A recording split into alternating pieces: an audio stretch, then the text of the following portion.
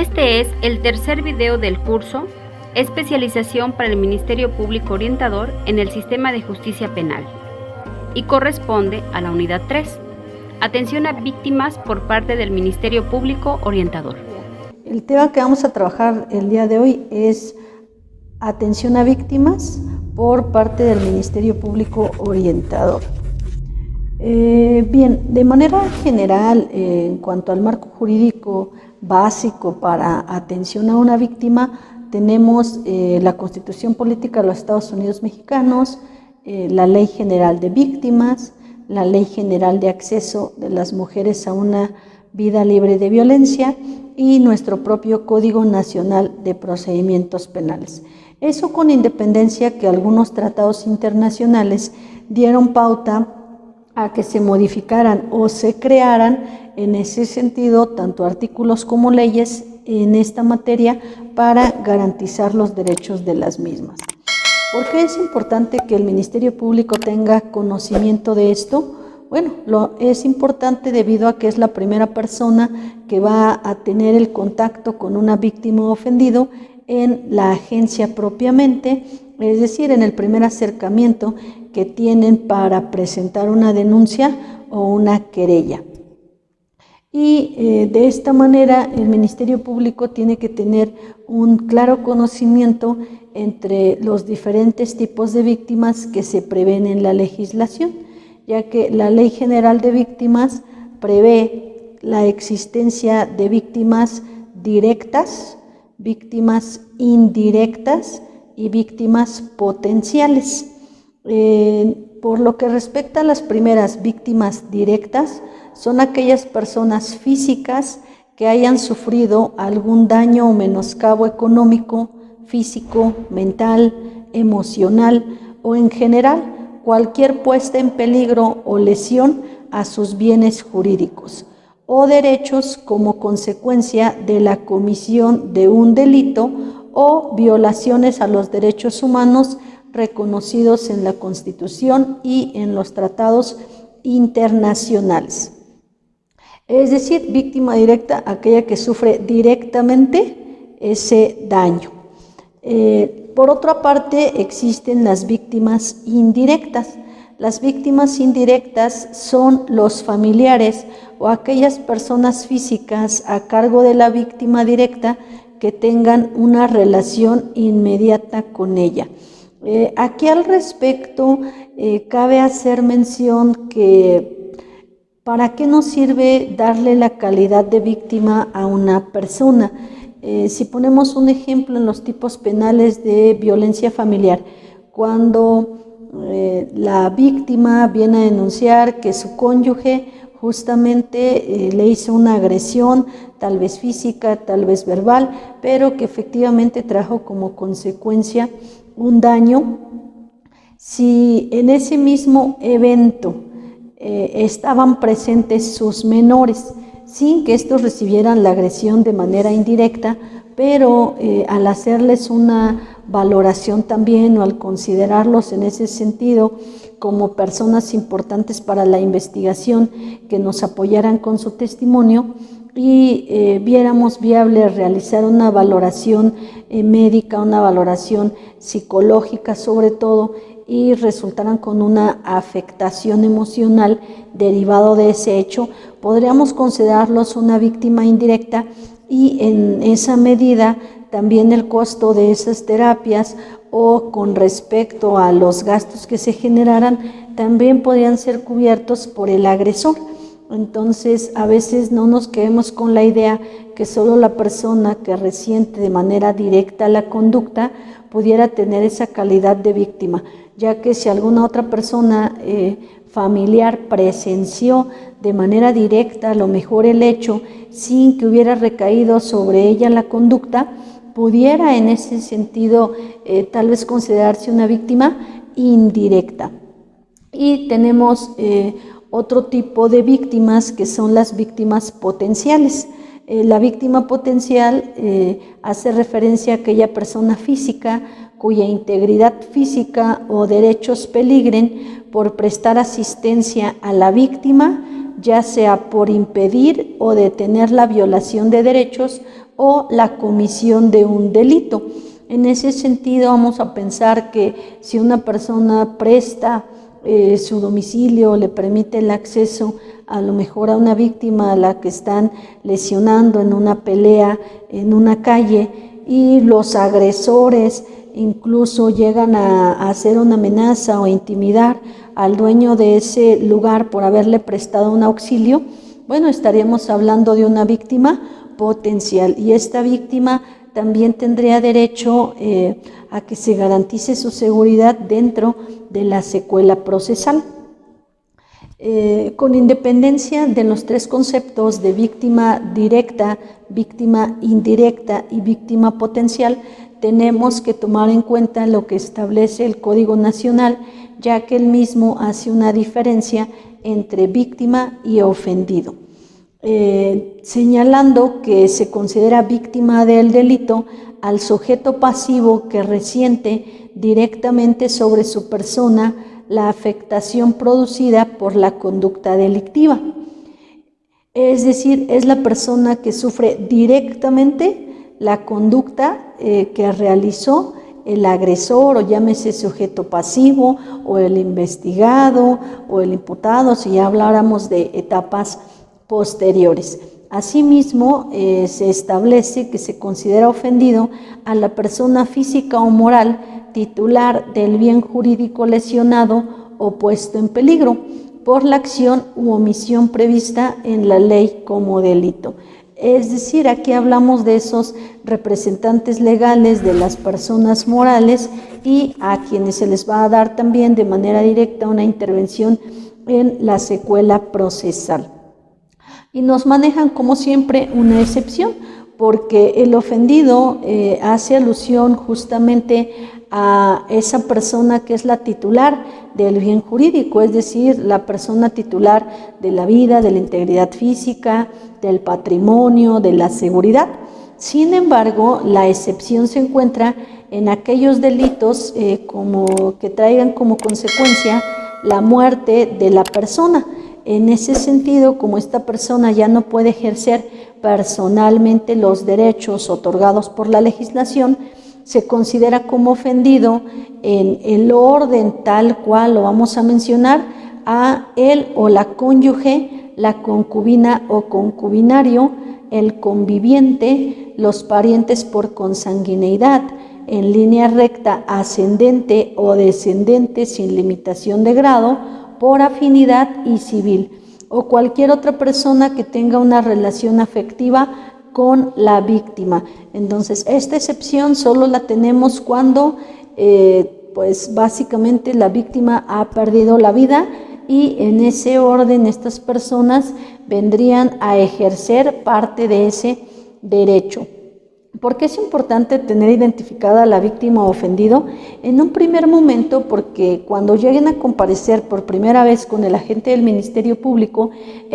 tendrá que dar a conocer cuáles son sus derechos en caso de que tengan la calidad de víctima u ofendido, porque muchas veces, atendiendo al tipo de delito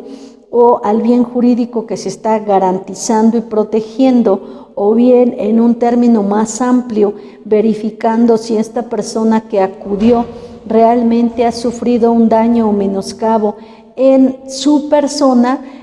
podríamos asignar la calidad. Pero si es una persona que nos está haciendo el conocimiento hechos que sí son posiblemente constitutivos de un delito, pero hechos que justamente no le trae ningún daño o menoscabo a este particular, únicamente deberíamos asignarle la calidad de denunciante.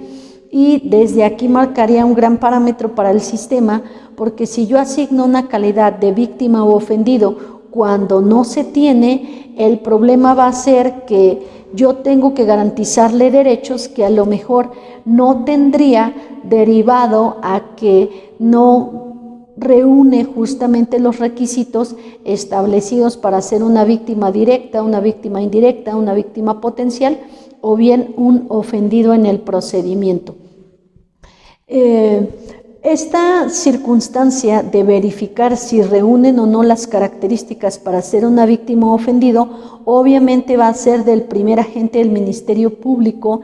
que atienda a las víctimas u ofendidos. Es decir, será el Ministerio Público orientador o el que esté adscrito a esa área de módulos de atención temprana o módulos de inmediata, y será por tanto aquella persona conocedora de estas circunstancias, ya que al darles la calidad de víctima u ofendido, no solamente los vamos a ver como sujetos del procedimiento penal o aquellas personas que intervienen en el mismo, sino al considerarse víctima o ofendido, les damos la calidad de partes. Recordemos que cuando les damos la calidad de parte en el procedimiento penal es porque van a tener una participación activa, van a poder hacer manifestaciones durante el procedimiento, van a poder hacer peticiones, y si nosotros asignamos equivocadamente esa petición, pues generarían problemas durante la secuela procesal. Ahora, la atención a una víctima o ofendido de un delito se debe dar bajo 3 enfoques rectores. Estos enfoques son los siguientes. El primero, el enfoque de derechos humanos. Segundo, el enfoque psicosocial. Y como tercer punto, el enfoque de género especializado y diferencial. Entonces, en el primer enfoque, donde vamos a trabajar el tema de derechos humanos, se habla a que hay que entender que la víctima es ante todo una persona a la que se le han transgredido sus derechos y que el Estado tiene la obligación mínima de reparar esas violaciones. Entonces, ustedes tienen que atender aquí a que justamente están trabajando con una persona, pero una persona que al haberse transgredido sus derechos se encuentra en una condición de vulnerabilidad, y que nosotros como agentes del Ministerio Público orientador vamos a tratar en la medida de lo posible desde nuestra primera intervención, tratar de dar seguridad a esas personas, y obviamente en la secuela procesal vamos a velar porque se les reparen esos daños que se les han causado. Entonces, al ser una persona a la que ya se le transgredieron sus derechos, estamos trabajando con una persona vulnerable, pero no debemos perder de vista que ese usuario que está llegando con nosotros no es un número más, sino que justamente se trata de una persona que está acudiendo en busca de ayuda respecto a la condición en la que se encuentra. Por otro lado, tenemos el enfoque psicosocial. En el enfoque psicosocial para la atención de las víctimas, hablamos que representa justamente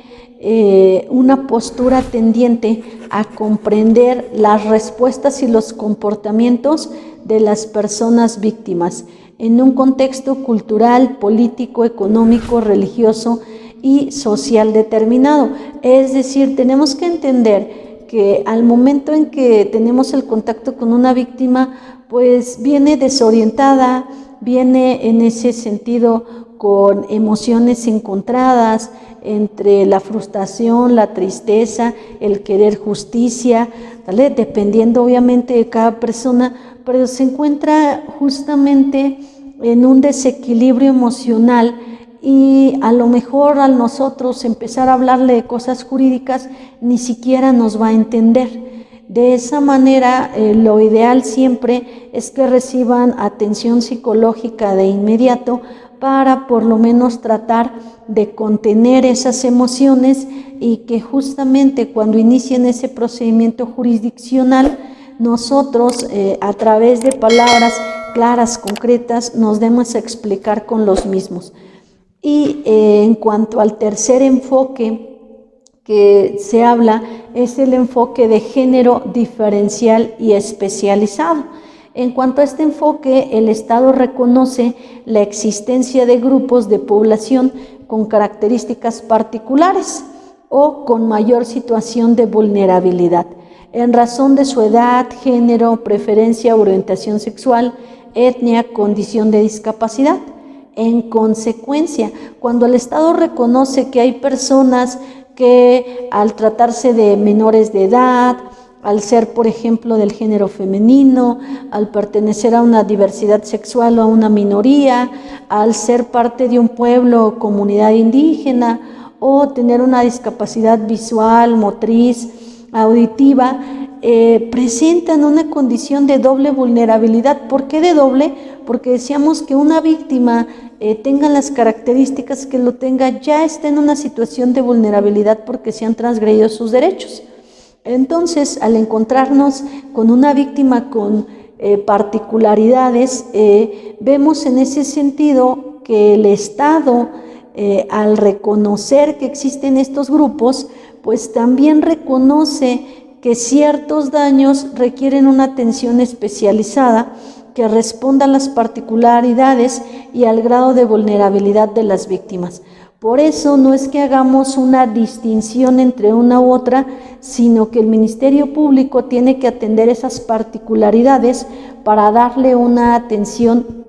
completa, atendiendo a parte de este enfoque. Por otra parte, ya sabemos que las víctimas van a acudir o se les va a asignar esta condición generalmente a partir de la etapa de investigación. Sí, en esa investigación justamente inicial, donde llegan a presentar la denuncia o querella. ¿Qué debemos de ver aquí en este aspecto? Cuando una persona presenta una denuncia o querella o hace el conocimiento a una autoridad la posible comisión de un hecho delictuoso, primer punto, vamos a identificar si se trata de una víctima o un ofendido, a fin de hacerle de su conocimiento todos los derechos que le asisten para el caso en concreto. Así también, derivado del relato circunstanciado que nos va a hacer llegar, nosotros como autoridad debemos de cuidar la integridad física, así como la vida de una persona. Para eso fueron creadas las medidas de protección. Esas medidas de protección que son consideradas mecanismos procesales que forman parte del derecho humano a la tutela jurisdiccional efectiva.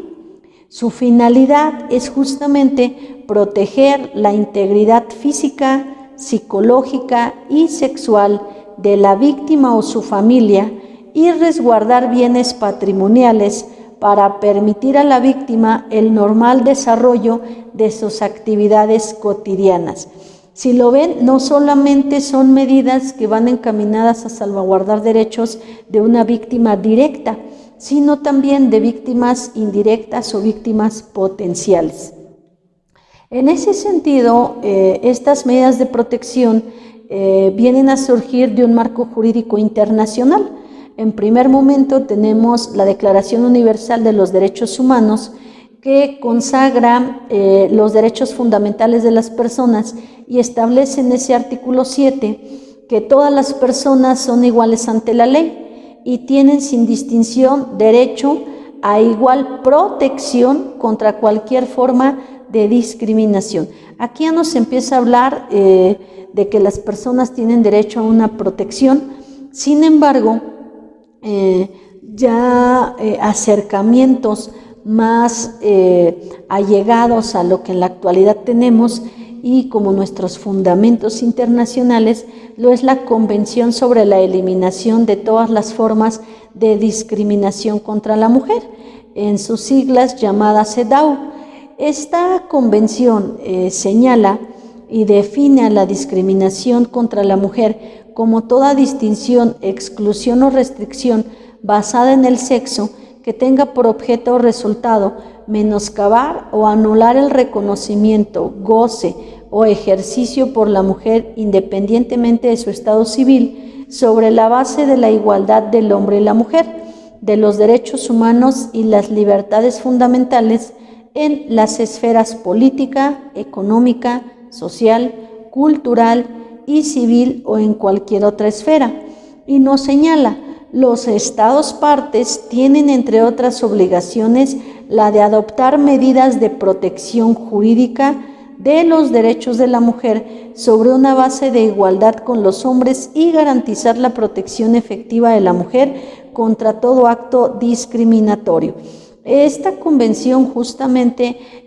recaba las estadísticas de la violencia que existe contra las personas en general, pero obviamente de las estadísticas surge que las mujeres sufren un mayor tipo de violencia. Por eso es que se encaminaban parte de estas resoluciones que se tomaron por la CEDAW, el proteger justamente a este sector. Sin embargo, las medidas de protección no solamente son para mujeres, sino son para cualquier víctima u ofendido que se presente ante un agente del Ministerio Público. En el artículo 2, la CEDAW establece ese deber de protección al señalar que los estados parte condenan la discriminación contra la mujer en todas sus formas y se comprometen a establecer la protección jurídica de los derechos de la mujer sobre una base de igualdad con los del hombre y garantizar por conducto de tribunales y de otras instituciones la protección efectiva contra todo acto de discriminación. Aunado a lo anterior, tenemos una recomendación general número 19 que hizo de esta misma forma la CEDAW, en la que se establecía que los estados parte deberían adoptar medidas jurídicas y de cualquier índole necesarias para proteger eficazmente a las mujeres contra la violencia. Entre estas medidas venía señalada medidas de protección, entre ellas refugios, asesoramiento, rehabilitación y servicios de apoyo para las mujeres que son víctimas de violencia o que se encuentren en peligro de serlo. Más adelante, otro antecedente internacional lo es el Pacto Internacional de Derechos Civiles y Políticos. Por su parte, el artículo 26 establece el principio de igual protección ante la ley para todas las personas y hace referencia a que la ley prohibirá toda discriminación y garantizará a todas las personas protección igual y efectiva contra cualquier discriminación por motivos de raza, color, sexo, idioma, religión, opinión política o de cualquier índole, origen nacional o social, posición económica, nacimiento o cualquier otra condición social. Otro antecedente internacional y que forma parte del marco jurídico de estas medidas de protección es la Convención Interamericana para prevenir, sancionar y erradicar la violencia contra la mujer, mejor conocida como la Convención Belém do Pará. Esta convención en su artículo 3 señala que toda mujer tiene derecho a una vida libre de violencia, tanto en el ámbito público como en el privado, estableciendo el derecho a vivir una vida libre. Asimismo, en el artículo 4 señala que todas las mujeres tienen derecho a la protección de todos sus derechos, entre los que se encuentra el de la protección de la ley. En febrero de 2007 tenemos también que se publicó y entró en vigor la Ley General de Acceso de las Mujeres a una Vida Libre de Violencia. Esta legislación aporta definiciones sobre violencia contra las mujeres, derechos humanos, perspectiva de género, pero da el fundamento también de lo que son nuestras medidas de protección. Ahora bien, aunque ustedes hayan escuchado una legislación que va encaminada un poquito más a tutelar los derechos de las mujeres, no significa que estas medidas de protección sean únicamente hacia personas que son consideradas en ese sentido del género femenino, sino a las personas que son consideradas víctimas en general, solo que esa creación de las medidas de protección o la tutela jurídica hacia los derechos de las víctimas mujeres se vio debido a que las estadísticas apuntaban que las mujeres eran más propensas a sufrir violencia y a fin de prevenir y erradicar la misma, se crean estas medidas de protección y son retomadas justamente en el ámbito penal. Entonces, con lo que respecta a un agente del Ministerio Público, vamos a ver contemplado en el numeral 137 del Código Nacional que bajo su más estricta responsabilidad, ordenará fundada y motivadamente la aplicación de medidas de protección idóneas cuando estime que el imputado representa un riesgo inminente contra la seguridad de la víctima u ofendido. Es decir, el Ministerio Público aquí tiene la obligación, desde que recibe una denuncia o querella, de proteger a la víctima o ofendido el imputado si éste representa un riesgo para la seguridad de la propia víctima. Los aspectos a considerar para imponer una medida de protección es, en primer momento, la existencia de un riesgo en la víctima. ¿De dónde voy a derivar si existe o no ese riesgo? De la propia narrativa de esa denuncia o querella, ya que si la víctima refiere que fue también amenazada, que fue intimidada, que incluso atentaron contra su vida, contra su integridad física, yo tengo que tomar esa responsabilidad de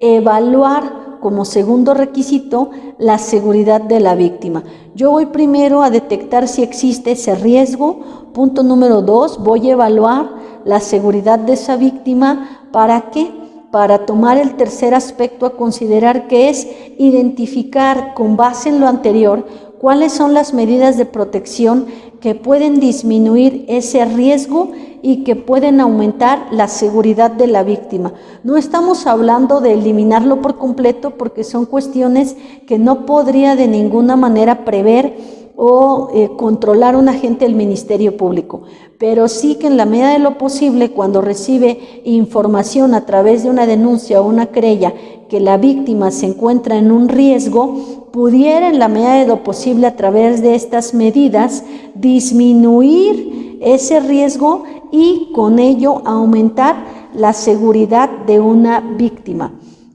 Estas medidas que prevé la ley que puede imponer un agente del Ministerio Público son la prohibición de acercarse o comunicarse con la víctima u ofendido.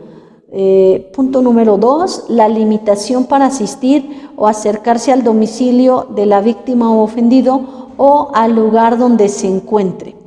Punto número 3, la separación inmediata del domicilio. Miren, en estos tres aspectos quiero hacer una pequeña pausa antes de continuar con las otras medidas para advertir que este tipo de medidas tienen que ser ratificadas ante un juez de control. ¿Por qué? Porque tienen que ser ratificadas ante un juez de control, porque propiamente constituyen medidas cautelares que restringen derechos fundamentales de un investigado. Entonces, al venir a ponderar parte de estos derechos, la ley establece que dentro de los 5 días siguientes a la imposición de cualquiera de estas tres medidas, se deberá celebrar una audiencia en la que el juez podrá cancelar las medidas o bien ratificar o modificarlas mediante la imposición de alguna medida cautelar correspondiente. Entonces, en ese sentido, en estos tres aspectos, como transgreden derechos fundamentales, se tiene que ir a ratificar esa medida con el juez de control. Por lo que hace a las siguientes, basta con la simple imposición del Ministerio Público para que éstas puedan surtir sus efectos. En ese caso es la fracción cuarta, que nos dice o hace referencia a la entrega inmediata de objetos de uso personal y documentos de identidad de la víctima que tuviera en su posesión el responsable o probable responsable. Otra medida es la prohibición de realizar conductas de intimidación o molestia a la víctima u ofendido o a personas relacionadas con ellos. Asimismo, existe como medida de protección la vigilancia en el domicilio de la víctima u ofendido o la protección policial que les brinden a estas personas, o bien, si lo desean así, un auxilio inmediato por integrantes de instituciones policiales al domicilio donde se localice o se encuentre la víctima. Ya cuando se encuentra en una situación de mayor vulnerabilidad, se puede solicitar el traslado de una víctima ofendido a un refugio o albergue temporal, así como el de sus descendientes, es decir, sus hijos, o bien el reingreso de la víctima ofendido a su domicilio una vez para salvaguardar su seguridad. En ese aspecto, estas medidas de protección, aunque suene que van más encaminadas a delitos como violencia familiar, lesiones, amenazas, no son únicamente de estos delitos. Incluso ustedes pudieran analizar las circunstancias. ¿Por qué? Porque en otros delitos podrían darse también. Un ejemplo, en un delito de un problema entre dos vecinos donde vino por alguna circunstancia, tuvo un accidente de tránsito y tuvo un choque con su vecino. A lo mejor decimos, ay, es un delito patrimonial, no pasa absolutamente nada. Pero si de ese relato viniera ahí que el vecino muy molesto le dijo que esto no se iba a quedar así, que se las iba a pagar, que iba a atentar contra su vida, de él, de su familia, etcétera, cabe hacer mención que aunque se trate de un delito culposo, aunque me dijeras, bueno, pero es una persona que no se encuentra como tal en un grado de vulnerabilidad, tendríamos que aplicar una medida de protección porque no estamos en la posibilidad de adivinar si el agresor va a cumplir o no con sus amenazas. Entonces no pensemos que estas medidas van para salvaguardar intereses solo de personas de violencia familiar, delitos sexuales, lesiones. No, en general van para cualquier caso en concreto en donde advirtamos que una víctima se encuentra en un estado de vulnerabilidad y que puede ser propensa a una nueva agresión por parte del sujeto que ya transgredió sus derechos. Y el Ministerio Público justamente está obligado a evitar que se sigan cometiendo más abusos para esa persona. ¿Cuál sería en parte una problemática si no advertimos estas circunstancias? Si de la carpeta de investigación se desprendiera que la víctima hizo notar que pudiera encontrarse en un estado vulnerable y en un riesgo respecto a su vida o su integridad física, y el Ministerio Público no otorgara esas medidas de protección, obviamente atenderíamos a una responsabilidad de ese agente del Ministerio Público por no haber advertido y garantizado los derechos de la propia víctima, ya que en la fase de investigación el Ministerio Público tiene un carácter de autoridad, así lo ha determinado la Suprema Corte de Justicia, y al ser una autoridad vienen en ese sentido a imponerle las obligaciones que establece el artículo 1 constitucional, en el entendido que todas las autoridades en el ámbito de su competencia deberán velar por garantizar los derechos de las personas en el ámbito de su competencia. Entonces, en ese aspecto, el Ministerio Público es competente para garantizar la seguridad e integridad de una víctima, y si no lo hiciera, obviamente estaría en una omisión de sus funciones y se le podría fincar algún tipo de responsabilidad. Ahora bien, cabe hacer mención que estas medidas de protección tendrán una duración máxima de 60 días naturales, prorrogables hasta por 30 más. Es decir, el Ministerio Público, cualquiera de las circunstancias que mencionamos con anterioridad, las puede otorgar por su máximo, que son de 60 días, pero si lo considera necesario, las puede prorrogar por 30 más. Y se entiende que cuando hubiere desaparecido la causa que dio origen a la medida decretada, el imputado, su defensor o en su caso el propio Ministerio Público, atendiendo al principio de lealtad y buena fe, podrían solicitar al juez de control que las deje sin efectos. En ese aspecto, por las medidas de protección, las vamos a dar por una temporalidad, En definitiva, no podríamos extender una medida de protección más sin justificar la misma. Yo siempre les hago alusión a que si requerimos de ampliar una medida de protección, necesitamos tener una comparecencia de nuevos hechos o algún otro motivo por el cual sea necesario extender ese tiempo de protección. Lo ideal sería que ese tiempo que dura la medida de protección nos sirviera a nosotros como agentes del Ministerio Público para integrar justamente esa carpeta y solicitar el ejercicio de la acción penal. Así, con la solicitud de ese ejercicio, estaríamos en posibilidades de cambiar esa medida de protección que dejaría surtir sus efectos por una medida cautelar ya impuesta dentro del proceso jurisdiccional. Entonces, las medidas de protección, decíamos, son muy importantes en este sistema acusatorio, ya que van a garantizar de manera integral y un poquito más completa los derechos de las víctimas u ofendidos, pero de las víctimas directas, indirectas, víctimas potenciales, y nos van a traer como consecuencia el que la víctima sienta que se está haciendo algo por su caso, que el Estado la está tratando de proteger en la medida de lo posible y nos garantizaría condiciones para el mejor desarrollo del procedimiento penal. No obstante lo anterior, también el Ministerio Público, cuando advierta